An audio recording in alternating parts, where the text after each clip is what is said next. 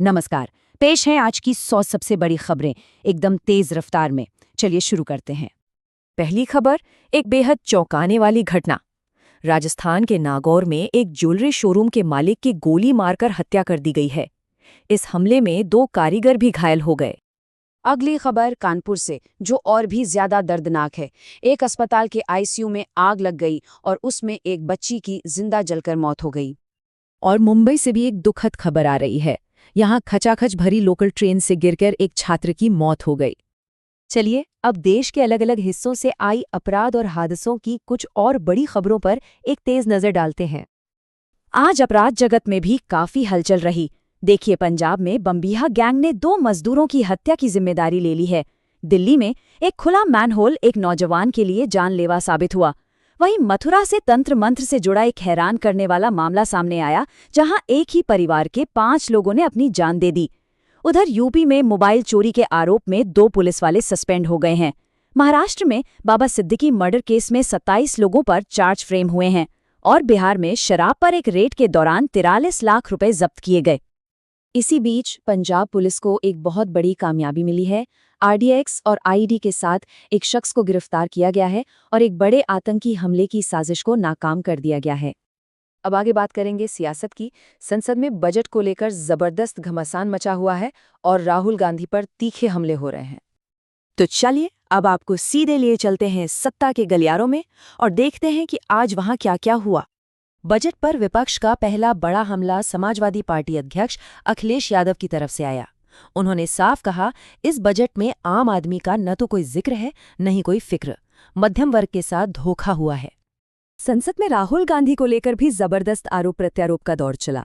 देखिए, एक तरफ विपक्ष का ये कहना है कि सरकार राहुल गांधी को बोलने नहीं दे रही है और चर्चा से भाग रही है, तो वहीं दूसरी तरफ सरकार का पलटवार है कि राहुल गांधी तो संसद का दुरुपयोग करते हैं और गलत तथ्य पेश करते हैं। इसी हंगामे के बीच विपक्ष ने एक बहुत बड़ा कदम उठाया है। 118 सांसदों ने मिलकर लोकसभा स्पीकर ओम बिरला के खिलाफ अविश्वास प्रस्ताव का नोटिस दे दिया है। और अब एक ऐसे बयान की बात जिसने यूपी की सियासत में मानो तूफान ही ला दिया है। चलिए अब राज्यों की खबरों का रुख करते हैं, देखते हैं कि वहां क्या बड़े बयान दिए गए और क्या बड़े ऐलान हुए। ये बयान है यूपी के मुख्यमंत्री योगी आदित्यनाथ का। उन्होंने बाबरी ढांचे पर कहा, कयामत का दिन कभी नहीं आने वाला और अब बाबरी ढांचा कभी दोबारा नहीं बनेगा। योगी के इस बयान के आते ही तुरंत राजनीतिक प्रतिक्रियाएं भी आने लगी। अखिलेश यादव ने कहा कि बीजेपी कमजोर होती है तो सांप्रदायिक हो जाती है। हुमायूं कबीर ने कहा कि ये बंगाल है, यूपी नहीं, यहाँ मस्जिद बनेगी। वारिस पठान ने भी मस्जिद बनाने को हक बताया। तो वहीं मौलाना रज़वी ने कहा कि अब ये मंदिर मस्जिद की बहस खत्म होनी चाहिए। इस सियासी गहमा गहमी के बीच उत्तर प्रदेश की अर्थव्यवस्था से जुड़ी एक अच्छी खबर भी आई। एक रिपोर्ट के मुताबिक राज्य की इकोनॉमी जल्द ही 36 लाख करोड़ रुपए के बड़े आंकड़े तक पहुंच सकती है। अब पश्चिम बंगाल से एक बहुत बड़ी खबर। मुख्यमंत्री ममता बनर्जी ने चुनाव से पहले एक बड़ा ऐलान किया है। उन्होंने पढ़े लिखे बेरोजगार युवाओं को हर महीने 1500 रुपए का भत्ता देने की घोषणा की है।